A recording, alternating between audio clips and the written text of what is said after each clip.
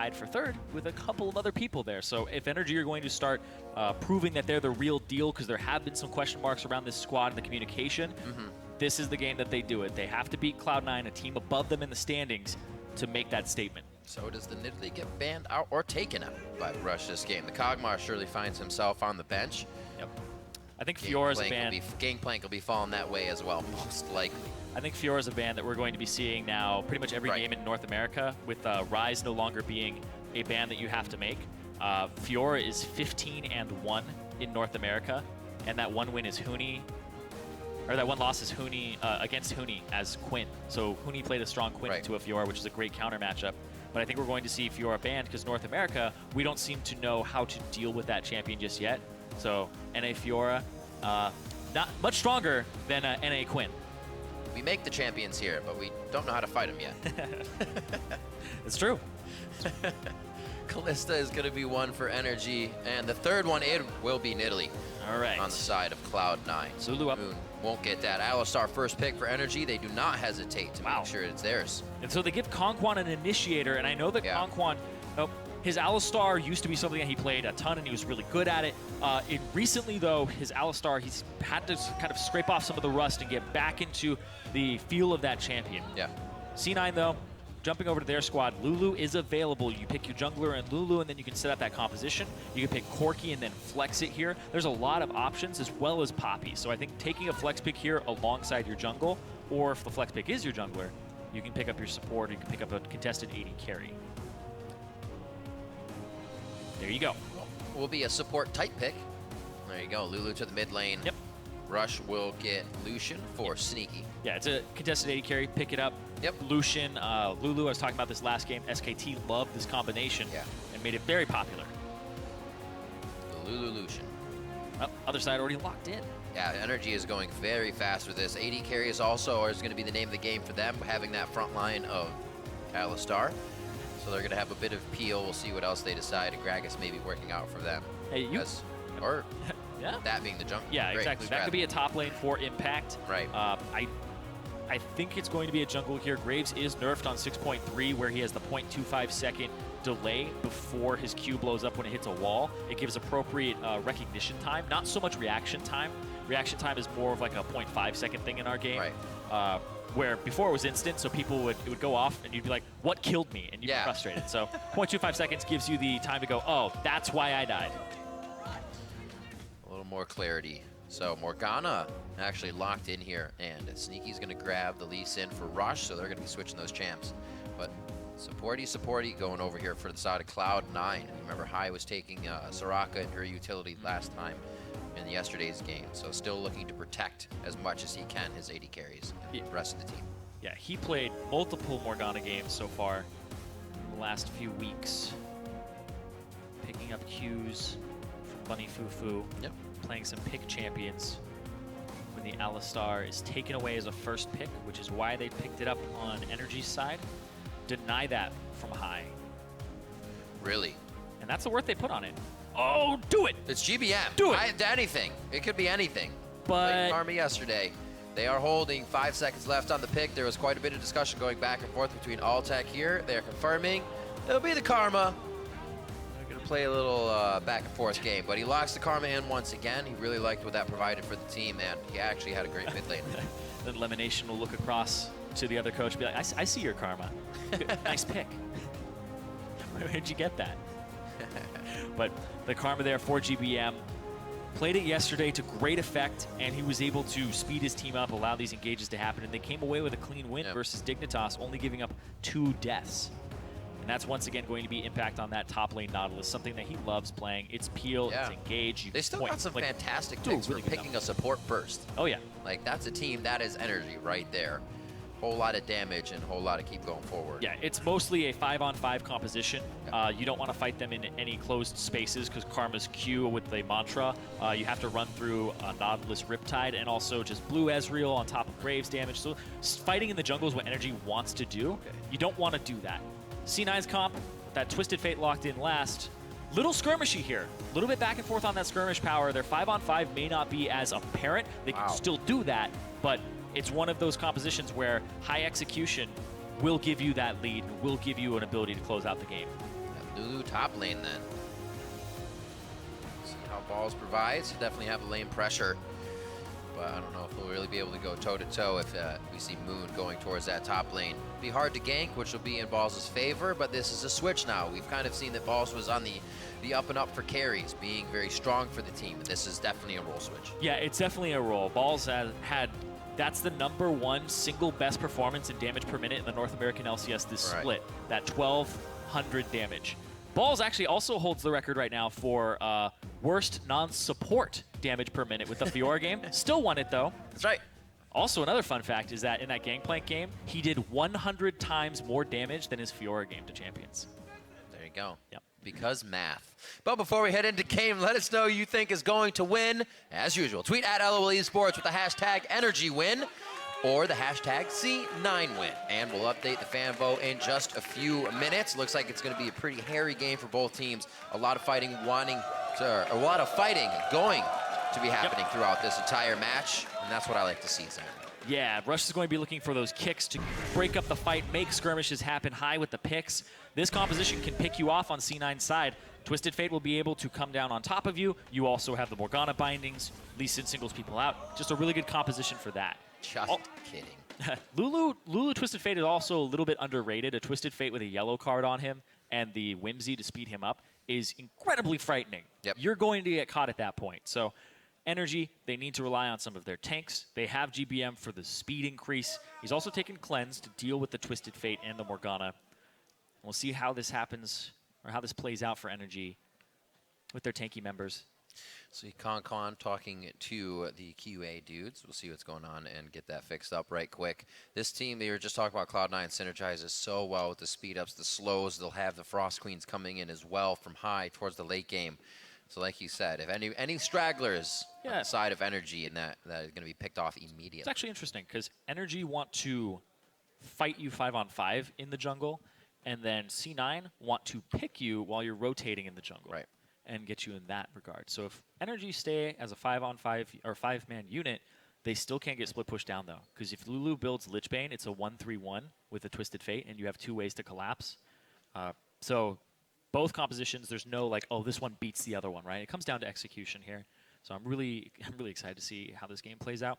And NRG, looking at the comp, looking at yesterday, you have from Karma down the same thing, Karma, Ezreal, Alistar, and it's almost like what Kiwi Kid was saying to Freak in his interview is we've been driving this composition home, and it's been working for us. So they almost try to put together the same thing. Yeah. It was Poppy and Nidalee last time, but you still have tank and impact on Nautilus and damage from that grade. Exactly, and I think having Moon, the way that this team, NRG, are going to operate best is if Moon is on a damage dealer, and then Impact is on an initiator, because Impact can speak with GBM, and then he can speak with KonKwon, who follows up initiations, whereas Moon can't really speak to GBM too well.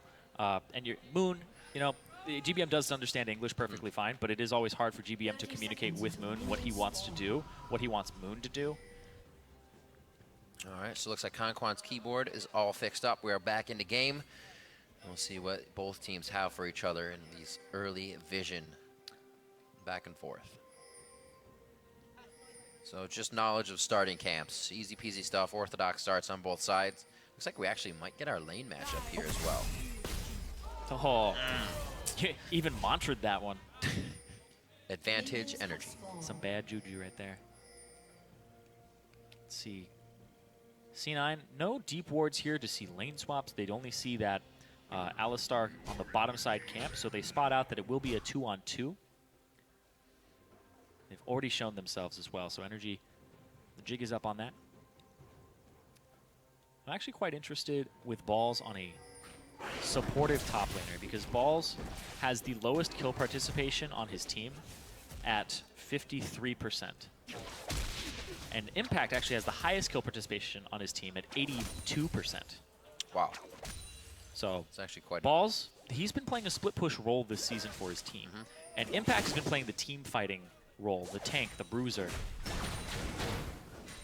All right, only missed one. Yeah, he is that option for the team, though. To change whatever you want. We saw him going back to Maokai. We saw him doing different things. And he actually plays everything to a pretty high level. Yeah, oh yeah. Impact is a jack of all trades top laner. Yeah. He's very versatile. I think he could play pretty much whatever you asked him to. Balls, though, Balls is also very versatile. Like Dyrus was saying on the desk alongside Kobe, he's been around a very, very long time. He's been playing as long as these guys have, so he knows his way around that champion. He knows his way around a lot of champions. Right. It's also, it's difficult. Changing champions, you know, you pick it, you play it, but changing the mentality and making sure you're playing it the right way and not just carrying over one from the other is also difficult. The thing is, when you diversify your champion pool, you get a better idea of how to play many different styles. Right. Right. If I just play something that's exactly the same You always every play time, attack. For example, a lot of junglers adapting to 80 carries in the jungle as opposed to initiators like Zach was a big shift for them, and we saw some people not really jump on that train because the 80 carries were difficult. And they actually like being tanky and have this kind of bruiser mentality where I'm helping by shielding people. So Moon, though, hasn't had to make that transition too hard, sorry, because he's been playing a lot of Nidalee, a lot of Evelyn, and he just likes to kill people in the jungle. But for Moon, he's actually never been a part of any of the First Bloods for NRG. Right. NRG actually only have one First Blood in their 10 games, and they actually average down gold at 15 by about 600 gold. So NRG, their early game is rather rough, and they've been relying on GBM to kind of pull out a Miracle Team fight a couple times. Baron Steel. It's kind of, it reminds me of the way Team Liquid used to work when you'd see Phoenix on Azir. They kind of hover around, get a consistent laning phase, and then Phoenix would explode in those team fights. Yeah, that player is worth like 400 gold. See what happens. Early flash is going to be nice, especially without having a whole lot of crowd control in that lane. Yeah, it was a little early, but it also might have been a little late, too, because he took a decent amount of damage there and had to use some potions. If he had just used his flash initially, but he had to make sure, because was the tether going to actually root him at that point? Was he able to break it? But GBM speeding himself up. I actually think that Karma's kit is super intuitive, because all of the abilities synergize together. E to speed yourself up, W the person, as soon as they're rooted, mantra Q. Right. Big burst of damage. For more catch-up. It just so, and this ability allows me to do this one, which allows me to do this one. So it's really got a really nice flow to that kit. A lot more are picking it up. I'm sure Bjergsen still has the knowledge of that play. Maybe not the composition the team's been working on. And that's kind of something that NRG, I feel, can do as well. While they're putting together somewhat of the same comp, they make these choices to actually go for something that nobody's been playing and create a composition around that. It seems to be working for them. Yeah, whatever works for your team. This time the Karma. Yeah, whatever works for your team, you should continue to do, but not to a fault, because we saw that at Worlds with a couple of Tristana Ezreals, or sorry, Tristana Azirs from North America, where we had pretty much one strategy that was working in that meta and slow to adapt. It worked for a bit, and then everybody caught on. But you need to be able to diversify your playbook, which Dignitas in last game showed that they can, and NRG, they have as well. They have a very diverse playbook here, but the thing is in Champions they do. But playing through GBM seems to be how this team has been winning. Ever since level 2 high, been trying to hit these bindings. Good dodges by NRG, but they've kept the pressure on. CS is relatively even throughout this entire laning phase so far. And the wards are keeping everyone safe. The only gank we saw was on Jensen. They have a repeat of just about 2.5 minutes to do that again. Moon's already trying to clear vision to make that a possibility. Going for the invade here. Graves, you always want to be able to fight people in the jungle. Blow it up. But Rush, he loves fighting too. The Sixth Sense comes back. He takes double damage on that. Oh, he's going to wait for it. There you go. Oh, we've been followed. There's a safeguard over to the ward. This is actually going to go to Jensen. He gets a piece of it just for walking up and saying hello. This could already be bad. That's a 20 CS difference just about in that lane, but the level 6 won't be able to come in. They don't get under the turret fast enough. Rush picking on Moon there. Moon thought he was the aggressor. Rush, you should know this guy by now from all the games that he played last year. He'll fight you. Rush doesn't run away from fights unless he gets something. So one fight there for him. Yep. Like, he doesn't run away from fights, but they're make me a liar. Cast your curse. Run away. Wow. Toying with impact, keeping him off a few of the waves, or a few of the minions, I should say, not a few of the waves. He wasn't gone for that long.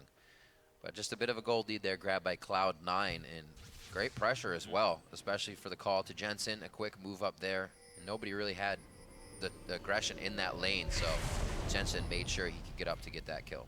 Yeah, that 1,000 gold up there. There's about 300 gold in favor of balls in the top lane. See this again. This Moon doesn't get the instant Q off the wall. Right away, too. It does take a second. Actually, it did go off the wall. Jensen moves right away. Moon. GBM's trying to speed him up. Not enough. Yeah, fighting the Lee Sin in the jungle, despite him not being a warrior enchant Lee Sin, he's going for a Cinder Hulk here. You're still not going to be able to do enough. I think that he was going for some Tracker's Knife wards over the Krug pit and stuff like that. So Moon was just trying to keep tabs on Rush. He found him. I mean, they have great wards on that side. Yeah. It's 1, 2, 3, right up, just a security line. Got to be careful, though. That's exactly the composition we said that C9 would be. Very skirmishy. They'll look to find those one-off fights and take you down right away. Oh, yeah. I think Lee Sin got a range indicator on his Q, so we're going to be seeing a lot of that every time he lands a Q, if he can take it. I believe it shows up in Spectator. Or else I was just, my eyes were lying to me for a second there. The Sonic Wave sight. Yeah, that's the thing. After you cast 3 games in a row, your sight starts to go. You start seeing hallucinations on the Rift. He flashed! Things are happening that aren't happening. Low mono for balls here. Yeah, that's kind of a giveaway. This guy with 300 health is just walking up on me. Blows a flash, though. It seemed like balls took to respect that too quickly. He may get a repeat coming in from Moon. Now, also, we just said at that moment I was saying there's about 2 minutes 50 seconds left on Jensen's flash was when Moon went to the top side jungle. So maybe he was actually thinking that was going to play into his favor. He gets another one top. We'll see if he repeats there, though. Yeah, but warding by yourself on that side, you really have to have your laners play towards you. And Altec. There's one. KonKwon being a big meat shield. The dive in, the shield is off. The soul shackle is He's a rage. Oh, he got him into the turret. You got to be kidding. The best of a worst situation. Oh! KonKwon makes it happen. Very nicely done. And now Cloud9's forced to try and run out of this one. The shield was on, so waiting for the hook to come back up for all that to happen. There it is. Just going to get the true shot barrage out. And Altec make it work. Picks up 2 kills for himself. We've been talking about his damage per minute. He's been looking on the rise here. And whenever Impact is playing a very tanky top laner, like when he ends up playing or something that has versatility to it, something that can peel and can initiate Poppy, Nautilus, that's when Altec actually does the most damage per minute in his games. High is level 5. He's waiting for that cannon to die, and then he'll hit 6. Dies, hits 6. Sneaky was already 2 levels up. But then right there, KonKwon's Alistar coming up big, and the TP channel from Impact. He actually gets an assist on the back of that too, so the hook hits as the Q comes through. And then GBM was already en route. Jensen was coming back from the base there, so GBM utilizing that Karma speed to get there just in time and cut off the retreat from high. Okay. And now it's still a 2,000 gold advantage for Cloud9. And we'll see what Rush can do now. He has Herald. We'll see where he decides to use that pressure. Red buff is on as well, so they may be able to get a catch and run down fight here if Altec stays. Yeah, they are actually going to get the kill that they're looking for. It's how long is it going to take is really the question. High's got the tank, easily seen. He's able to walk out with just 3 turret shots. Yep. And they were making sure that happened in favor of Cloud9 after the mistake they just made. Have to get something in return for this. Right. So some mid lane turret damage. I don't think NRG are going to be able to take this at all. Just some chip damage there.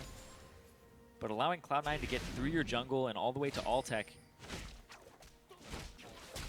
definitely is something that they can't answer. It was more brute forced as well. As soon as we saw them come back up, they were instantly going for that kill. So I think they were kind of trying to play off the, we'll take them off guard, but that's not going to always work. Yeah.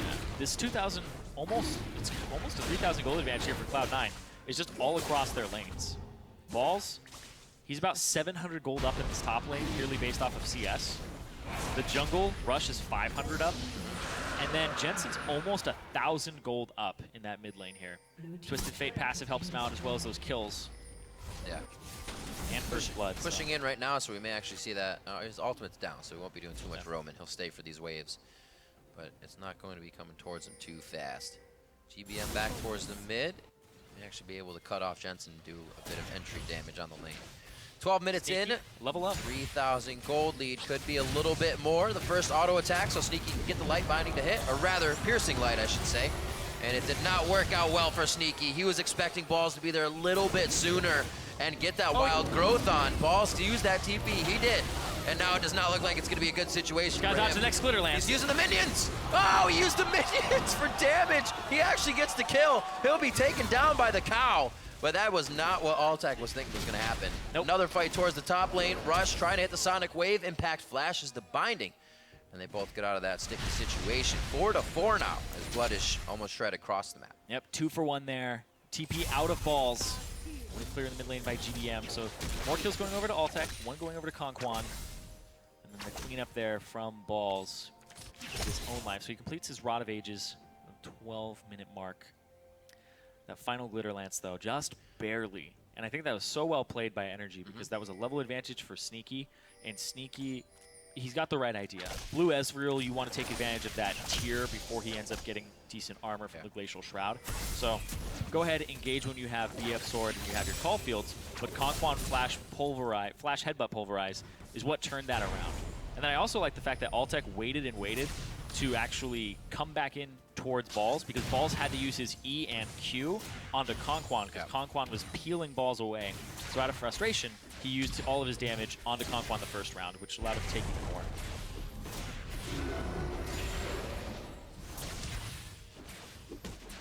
But yeah, we might be seeing, like, this game is between a team that's potentially Cloud9 wins, tied for second, and then NRG, who are sitting in 5th right now, I believe.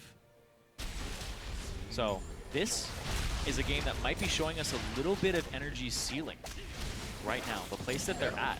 Because Cloud9 had a rough start. They were jumbling up their roster. NRG, same story a little bit with some of the substitutions. And then they were able to get everybody together. GBM was figuring out how they wanted to play League of Legends together.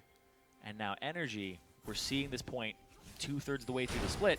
And look at this, picking on GBM. There's the cleanse right away. Fast fingers. GBM looks to put more damage back down. The smoke screen comes out. It wasn't a gold, it was the blue, but there was really no pursuit after the card anyways. It was just to deter the fight. Very fast in the mid lane. You can see how quick both teams can be in and out of these engagements. Should be the push here. GBM, I don't know if he wants to stay in clear. He knows there's going to be a he's got Mantra, so he might Mantra Q, clear those casters. Yeah, look for the caster wave. Siege stays up. That's going to be the first to tank. And it only means a few shots on All right. Top lane, Impact with Banner of Command first against a magic damage dealer. I really like this. It's going to take Lulu forever to clear him out. You pretty much just use wimpy auto attacks all day on it. We already saw it going in Impact's favor when they were just up there the last time. Balls was down to about half HP. Just glitter lancing through, worrying about the waves, not the Nautilus. And now it's going to get some vision in that bot lane. It's mid still getting pushed. Jensen trying to stay safe. Knows that headbutt pulverizer was just on cooldown, so he can take a few steps forward. Nice Lich Bane hit there. Was not a gold card again. It was a blue card from Jensen. Maybe could have been able to pick up KonKwon there. It was. Yeah. It was seen. Rush though. Rush is very active this game. Looking for KonKwon. Ooh. Teleport stopped. Yep, Flash E there from Altec. They also got the TP out of Impact.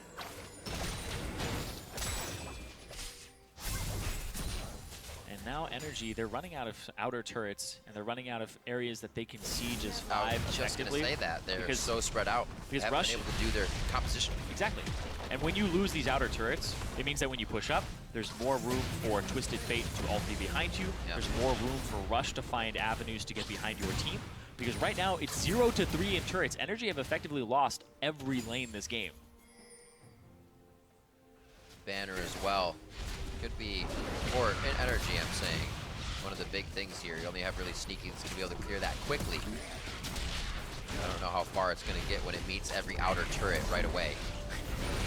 Almost taken. Very nice try by Altec. The thing is, once you take it, you still have to pick it up. The team has to get it. Oh, GBM got knocked up too by Moon. That kick hit Moon into GBM. Rush with a nice, clean getaway there. He's definitely feeling this game. You can see the confidence when he brings it out on Lee Sin. Just always diving under turrets. We just saw it with Altec in the top lane, making him blow a flash. And it creates a threat as soon as he appears on the screen. Yeah, sometimes you land that first Q as Lee Sin, and you're just like, I'm in the zone today. I got my flow going. This is the game. And then that 40-minute queue you take, you're like, oops. Yeah, then you get a little too hyped. That wasn't so much in the zone anymore. A lot of action, very low kill score here to start this one off, but only 4-4 for what we've seen. 15 seconds onto Dragon.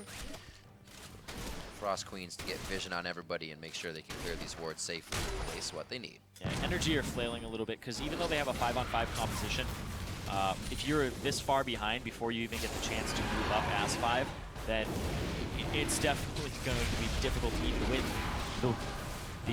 even win with the condition that your team has. Yeah. KonKwon though, they're looking for the 5-on-5 here towards that Dragon. 2K on it. It's such a hard fight. 6,000 gold down right now. They're attempting to fight it. Rush gets the smite, and they're gonna have the after fight. This could be big. There is the wild growth for Jensen, but he's got he got black shield. What a hit for High. He gets the shield down before he uses the gate, so he gets in without the ability to be crowd controlled. Where's the follow-up damage from C9? Because NRG's doing a nice job at keeping them at bay. There's the damage finally following through. They were waiting for the cooldowns, and NRG just couldn't fire back fast enough. Rush is taking. Whoa! Oh! He gets the double! That was a flash in from KonKwon to try an instant crowd control, but Jensen was too fast. That was an almost full wipe there for NRG. Wow. C9 coming up huge in these team fights. They're playing the 1-3-1, they're playing the split push of their composition, and then they just group up instantly and deal with NRG. Too much poke at the Dragon. And then TF, Jensen, he's been going crazy this entire split. Recognized the opportunity. Wow. Continues it. The black shield. That was... And then he eats the pulverize. KonKwon can't do anything to peel him at that point. And Jensen is just throwing cards constantly. Another blue card. He just wants the DPS at that point. And Impact eats a Q, goes down. Jensen, Rush is tanking the turret so Jensen can get this position. Gold card, flash, point blank. Oh my god. I don't know if the pulverize would have hit at that point because Jensen took a step as well. But you still got to try to save your mid laner. Valiant attempt by KonKwon. Unfortunately, giving the 4-0-2 over to Jensen now. A sub-20-minute Zanyas and a Lich Bane with the cooldown boots. They're going after High here. Rush could get a pretty good kick if he lines them up. And he actually just waited for a second. Got locked down. He's good to go, though. And he will just pressure them off by being a brute this game. 1-0-5 for himself. 8 kills overall now for Cloud9 as they look to possibly give up mid-turret. It wouldn't be that much. It's the first turret they'd be losing this game. Yeah, you don't have the TP from Balls. A little bit of poke here. Nice side step. Balls is running down, though. He has enough AP at this point to give himself a large amount of movement speed. Run straight down from that top lane. Join up fights, no problem. 8,000 gold, 20-minute lead right now for Cloud9. NRG are becoming more and more exposed as the season goes on. People were expecting them to be in that top half of the standings. And they risk falling to 6-6 here, being 2 games out from second place. Yeah, and this will be a big week for Cloud9 as well. TSM and NRG, as NRG was trying, has been, as we said, finding themselves a little bit with these compositions. Love to get that 8-4. NRG wants to climb to 7-5 and keep themselves in contention for those top spots. The clearing now to come out to play. 20 minutes in here, it's been Cloud9 pretty much in the driver's seat. We'll see if they can keep it that way. If you let GBM and the rest of the team start to farm, Nautilus will get pretty big. They'll be able to utilize this batter in command. They can easily get back in this game. Take a while though. Yeah, to grab 9,000 it'll take a very long time, especially since Cloud9 now have tools to continue pushing. Right. They have tools to engage. You pretty much Titanic Hydra for Rush that's is damage. I love that. I love that build. Build that every time. Solo queue. Be great. When you're ending up building the team though, kind of sucks, but yeah. Jarm's Fist covers you for a little bit if you want to just say, hey, I'm building tanky, guys. I'll get there. I'll get resistances later. It's fine. All he has is just flat health in his entire build here. And sometimes at this point in the game, we can say, you know, NRG has a lot of gold to pick up, but that's going to be so difficult, even though the turret's outer line is right there. Baron being attempted now 22 minutes in. It's really just a fight bait. A huge launcher Q from GBM wipes the health bars of Cloud9. The Zanyas goes off, but it only sets up Jensen to be taken down, and a very bold call by Cloud9 goes very wrong. This could be how NRG get back into the game. Rush is still alive. He's still right over the wall. He has charges in his Sightstone. That is not He has wards. taking- Sneaky! Baron's not taking much damage. They have to go for the full fight here. They skirmish back in, and will they attempt? It's pretty much staying at this 75% as they take damage. A lot of full health bars Rush go has to in and count. out. Rush has to count. He is going to attempt. The pink ward is there. They're going for the. He sees it at 2,900 HP. Nope. He will go for the Krugs and decide not to hit it. Yep, the call is to not attempt it. Alistar, KonKwon walks all the way around. Wow. Maybe he would have died if Rush had stayed, because KonKwon walked killed up. KonKwon. KonKwon walked up there, such low HP, and he still had. He was ready to give his life up. Yeah. He was going to be like, this is a headbutt to death. Yeah, but Rush still had Rush still had kick. So I mean, you land the Q from the bush, and then maybe, but KonKwon would try to outplay it with a pulverize. It's very risky though, because that just seemed no vision coverage really of where Rush was, just checking that area. That was risky for Cloud9. Still. Why pressure this? They Well, wanted to fight. Yeah, they wanted to But fight. they didn't have permission. GBM hits high right as the knockup from KonKwon comes out. That was a 4-man pulverize from KonKwon. Definitely getting the rust off of his Alistar here. Very, very well played. Well, oh, he's just got the. Does he have an upgrade? He does already have the distortion, so we'll be able to flash pulverize even more. Yeah, it's super popular. Right. I think I've said this every Get time. it immediately. Because of the headbutt nerf and movement speed, people go more for the distortion early on now, because flash pulverize is just way more reliable now, because headbutt's dodgeable, headbutt's slow. And that's why it's done.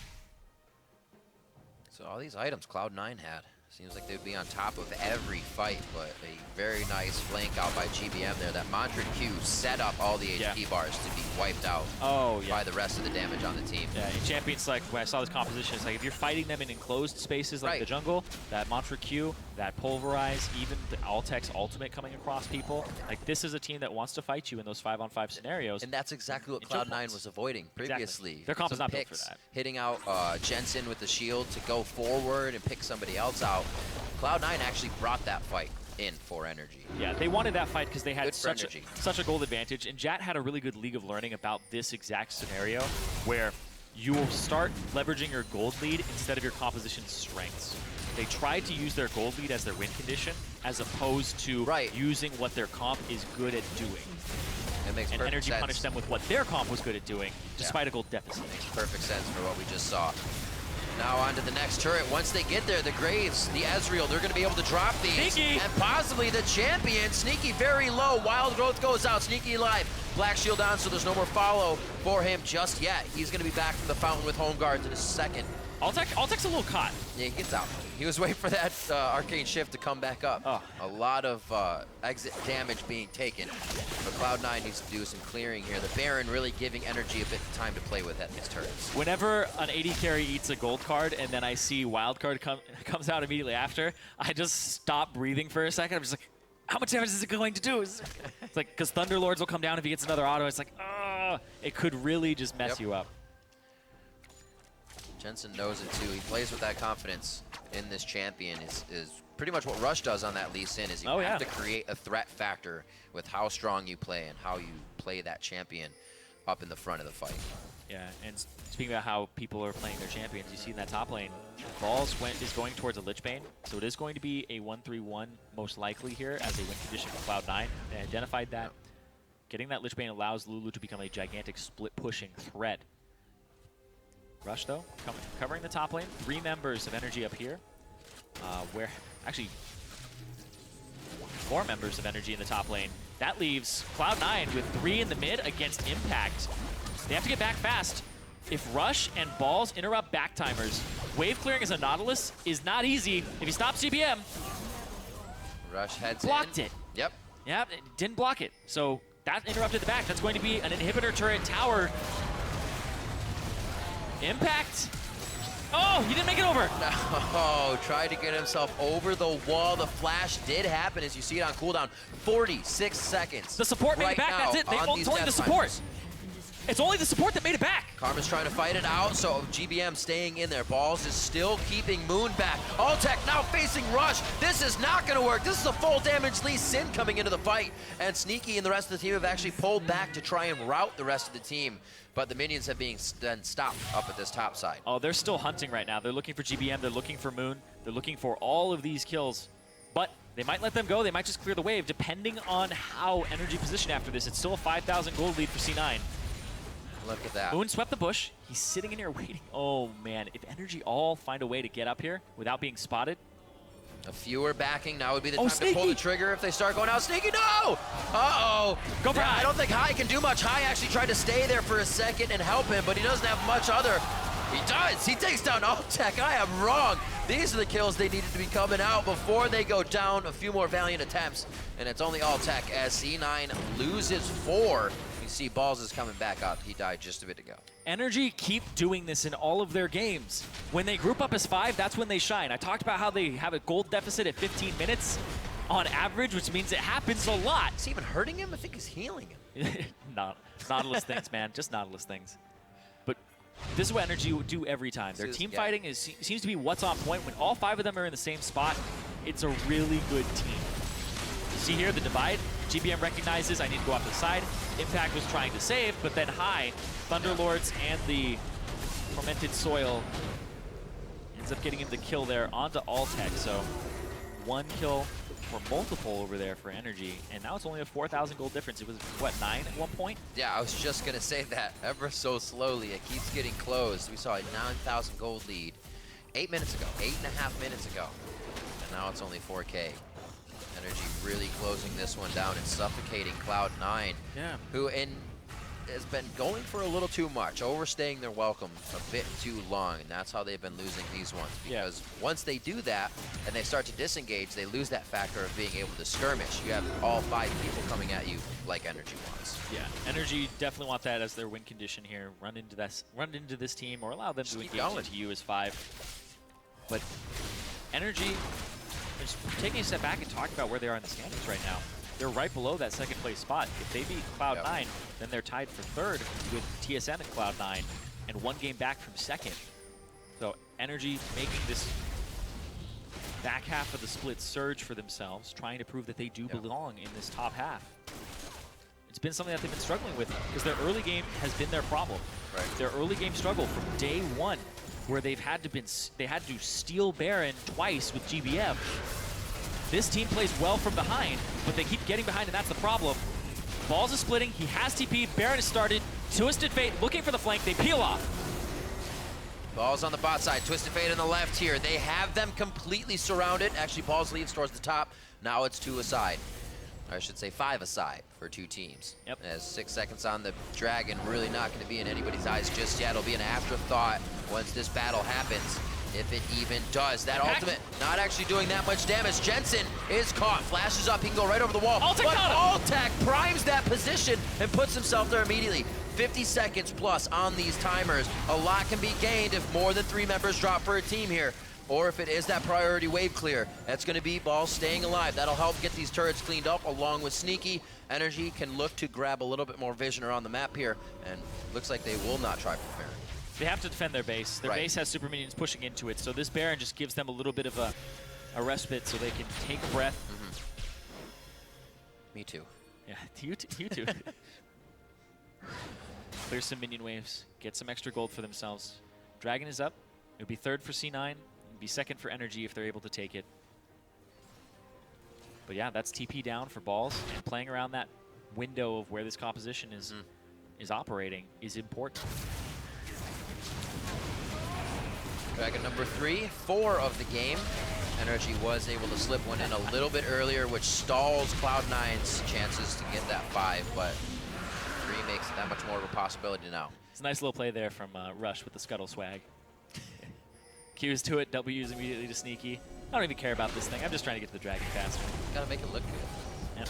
Keeps his APM up.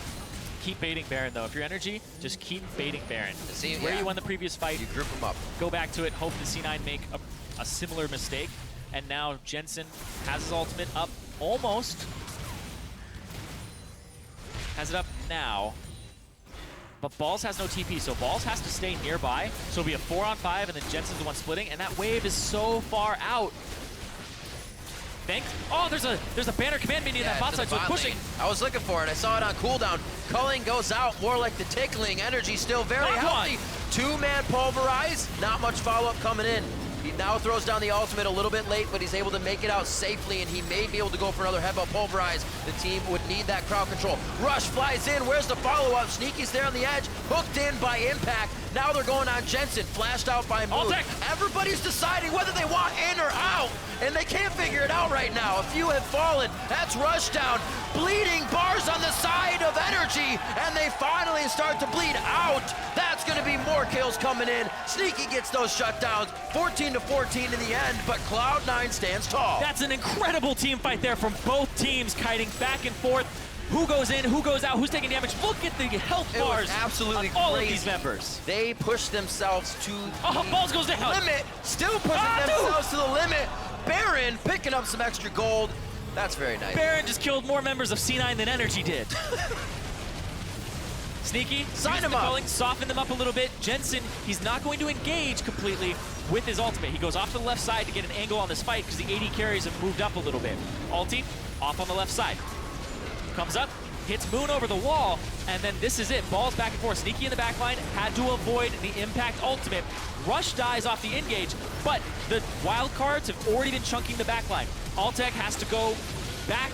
Moon, eat in, flashed out because he couldn't reach Jensen. Jensen peeled backwards, and then the wild cards, and Jensen is really just doing so much work in this fight. The damage dealers of C9 and the support that they were getting, Black Shield on the right person. Movement speed given by Whimsy to the right person at the right time. Sneaky making sure nobody else gets hit by Impact ultimate. And Jensen with the cleanup from the side, as well as he was softening them the entire time. Cleanup is a lie because he was throwing out cards the entire time and playing around that cooldown. Very that was well sick. fought. It's the fights I like. 34 minutes in, it definitely pushed that kill score much, much higher. And we now see double Lichbane coming out here. Once C9 makes it to any more of these turrets, they are not long for this world. Double Lichbane. I guess the Rift world. 1-3-1 is available now with Balls with the TP. Altec on the bot side, and this blue Ezreal, it's going to take a bit. Yeah. Just try to clear it. The minions. It's like watching Vlad push a turret. Actually, it probably takes about the same speed. Oh, they've routed the extra minions here, knowing that the Banner of Command will die shortly. Balls, where's that wave? We're waiting. It's a little bit late. So mid's even and clean. Bottom's not really going to be too much in their mind here. I think it actually could be top mid game if this fight happens in their favor. It'll be very tough here for NRG, but again, they're getting what they want. Cloud9's going to be grouping here in a second, so the siege might be the difficult part. Yeah. Impact is a little bit weak to magic damage right now because he went for multiple. Right, he's just put that Negatron poke in now. And he's sitting at 146, so he's got a decent amount because the Banner of Command as well. Oh, that's right. But the Aegis in there. He needs to go for that last one there, which looks like it'll be a Zerat portal. Unless he's going for Abyssal Scepter to help out GBM. See though, KonKwon, oh, what is he doing? Caught out. He's trying to pull a Kiwi Kid. Trying to flank them, and they smelled him. So, he went down very fast. The headbutt pulverized really in reaction to try and save himself even more. Maybe caught out warding. But Decades Cloud9 some much needed room. And that really is what the KonKwon going down, what they were worried about. Yeah. Turret. KonKwon, there was a blue ward in there, right? And then he went to clear it, and then he backed on where he had cleared it, and they just placed another one and caught him. GBM though, a significant poke. High low, but he can stay on the outside and keep throwing it in at the bindings. Looks like they aren't gonna go for this just yet. They decide to back off. Mid lane could be down, push down here. Altec and the rest of the team gonna try to get up, put some vision down. 37 minutes in, these fights are going to be quite difficult. True shot barrage down towards the bottom wave, so they don't have to worry about any quick TPs in from Jensen to drop a turret. And in terms of item advantages, we're seeing them all across the board here for C9. Full item for Jensen over GBM. Some lanes are actually quite even in terms of what they've completed. Muramana for Altec ready to go. Last Whisper seems to be what he has in mind next, as well as Maw. And right now, NRG, you're waiting for when you have these item spikes, because when you're getting to this late game, the goal is going to start meaning less and less, and as C9 hits 6 items, they've plateaued. Yep. Waiting for that point, but there are 2 more dragons before C9 ends up getting 5. Yeah. This next dragon, if NRG are able to secure it, they give themselves some extra time to get to that point. Oh. It's in the front though, Sneaky They're going for giving boom. him the 5v5 right now. Sneaky up in the front line. Oh, the collateral damage going over the Jensen cards as he gated in, but it was too early, and he misses both targets. A nice true shot barrage through the team, but the squishies are on the back line. That's where KonKwon just got. Where's the rest of NRG, though? So split and taking single target damage from multiple members of Cloud9. Now over to Altec. Balls over the wall. He is just flying through with the whimsy. They ace down NRG. And that's how C9 plays this composition. Perfect execution there. C9 with the catches, with the dividing of the fight, end up taking this turret. They're gonna just ignore it. They're gonna go for the inhibitor, Straight push pass. this down, go for that Nexus here, and C9 will tie for 2nd place at the end of week 6. Few blunders, but they were able to right the wrongs that were happening. They found the fights they needed, and Cloud9 takes down NRG eSports. Focusing Moon in that last fight, just jump on him, throw everybody you can at him, but also keep the rest of that front line busy. So they went after Moon. They singled him out as a weak spot on the team in these positioning. And they're able to get themselves this win here, and Cloud9 moved to 8-4, tied with CLG, I believe. Yeah, with CLG. And I was like, go above TSM. It's like watching a Sivir comp. They had slows to kind of facilitate their catch, not a huge speed up. They were all over NRG every time they wanted to be. And NRG as well, definitely noticing their win conditions in the game and trying to promote those factors. They were easily able to bait Cloud9 into that 5-man fight multiple times. But then Cloud9 actually said, all right, if they're gonna want the 5-man fight, how do we prioritize our targets and win that fight if that's what they always want?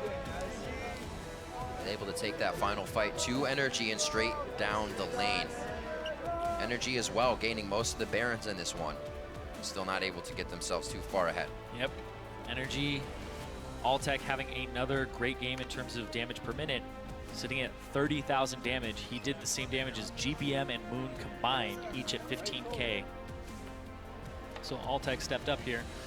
But on the opposite side, we see a lot of damage coming out from Cloud9. They're working as a team here, and Balls, not a whole lot this game. You know, he's 4th in damage on his team, just right above high, but he played a supportive role. Right.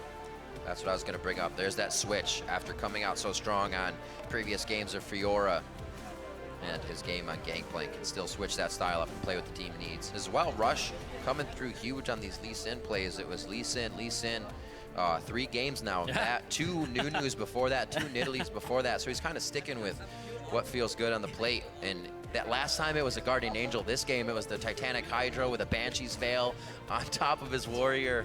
He's kind of doing what he wants. Well, when you know a champion so well, you can recognize a situation where, okay, did I get 1 kill early?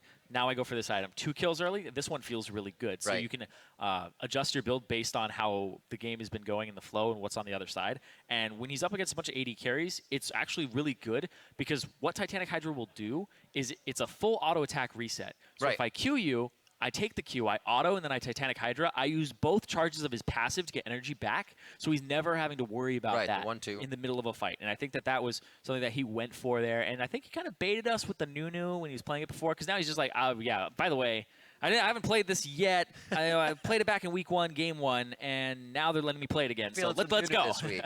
Having that versatility is amazing, and it seems to be paying off for Cloud9 across the board. But now to break down a team fight.